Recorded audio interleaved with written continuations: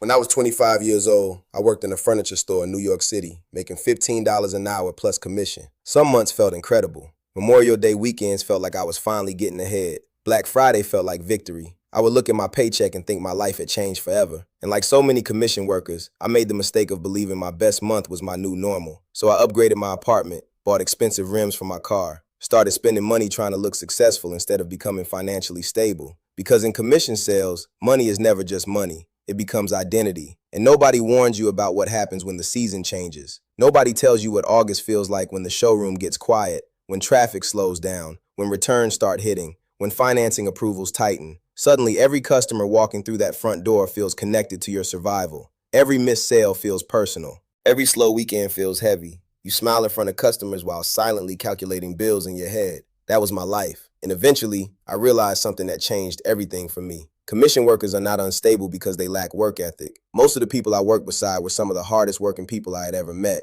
The problem was that we were operating inside a variable income environment without a real operating system. We were taught how to sell, how to close, how to overcome objections, how to hit numbers. But nobody taught us how to survive psychologically inside a commission-based life. Nobody taught us how to prepare for slow seasons. Nobody taught us how to protect strong months from emotional spending. Nobody taught us how to build wealth while living inside income volatility. And honestly, most of us confuse looking successful with actually becoming financially secure. That realization changed my life. I stopped building my lifestyle around my strongest months. I stopped trying to impress people who were secretly just as financially anxious as I was. I started separating my money into different purposes.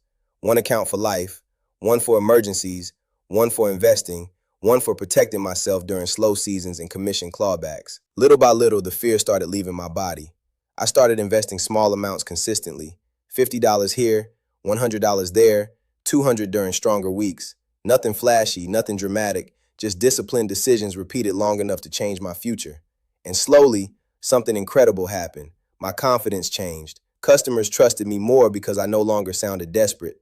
I stopped chasing every interaction like survival. I became calmer, more patient, more disciplined, and ironically, the less financially hunted I felt, the better I performed. That is when I set a new goal for my life. Not just making money, not just surviving retail. I wanted to become a multi-millionaire before the age of 50 without destroying my peace, my health, or my family along the way. And somewhere during that journey, I realized this story was bigger than me. Because every showroom has somebody silently carrying this pressure. The young salesperson trying to look successful, the single parent praying traffic picks up, the manager making six figures while secretly living paycheck to paycheck. Millions of commission workers already have the discipline and resilience required to build extraordinary lives. Most were simply never given the right system. That is why Roderick Dix created the retail roller coaster through Good Wealth and the Goods virtual world. Not as another motivational speech, not as another budgeting class, but as a real framework designed specifically for commission workers trying to build stability, ownership, wealth, and freedom inside unpredictable industries. Because the true purpose of wealth is not luxury, it is freedom. Freedom from panic, freedom from survival thinking, freedom from feeling like one slow month can destroy your life. And maybe if enough commission workers finally understand this system, the people who spent their lives helping others build beautiful homes can finally learn how to build lasting stability for themselves. You just got the goods from the goods.